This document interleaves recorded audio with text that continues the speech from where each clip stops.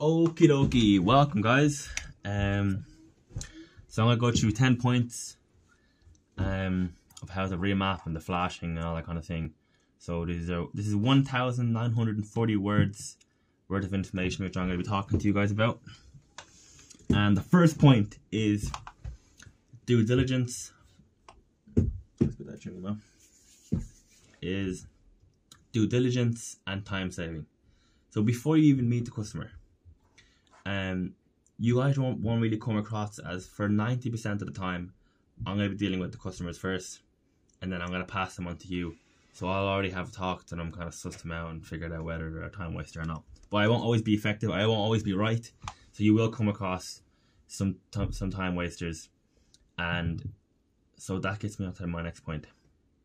Before any price is given, before you even talk about prices, about trying to upsell and say, oh, maybe with your stage one you want popcorn limiter, or you want to pop some bangs, or you want like a e-jord delete or something like that. So you want to upsell, always upsell, right? But before any of that, you want to get their registration, so the reg number off their car.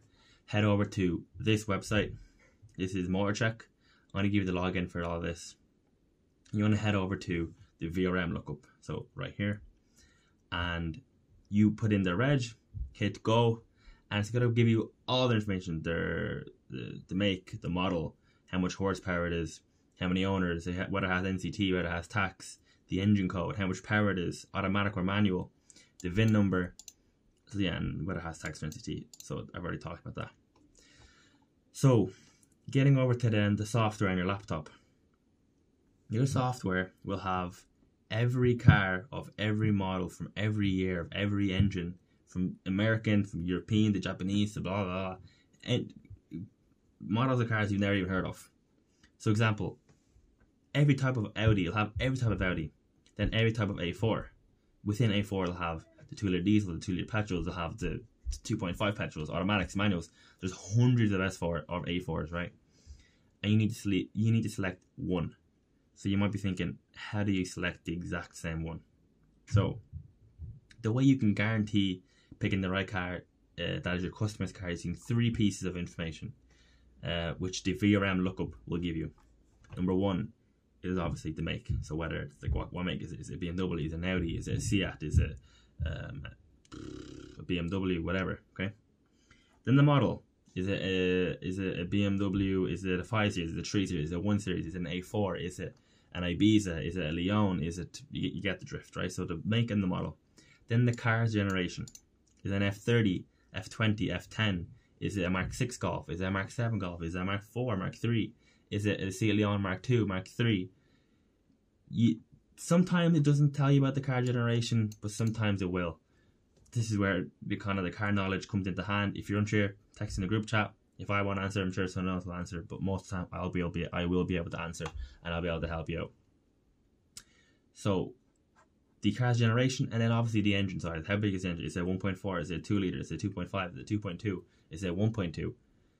Knowing all this information will narrow down from 100 cars down to about 3 or 4 cars. Next thing, which will pretty much narrow you down to about 2 or 3 cars, is the car's power level. What power is the car making? This will tell you on the VRM lookup. It'll say like 180 PS or 105 PS. PS is like the kilowatt, or it's the power rating, right? There's 3 forms. There's kilowatts, there's horsepower, and there's PS. This will help you find it. So the car's power level. So let's say it's an Audi A4, 2-litre diesel. Audis, they have a weird generation thingy. How does it work? I can't even remember. That's not good.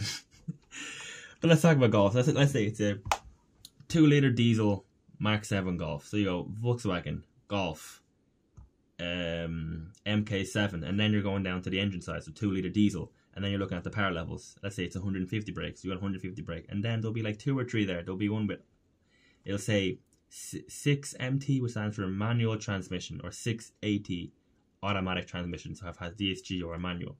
Once you've narrowed it down to that, you've pretty much guaranteed that you selected the right car.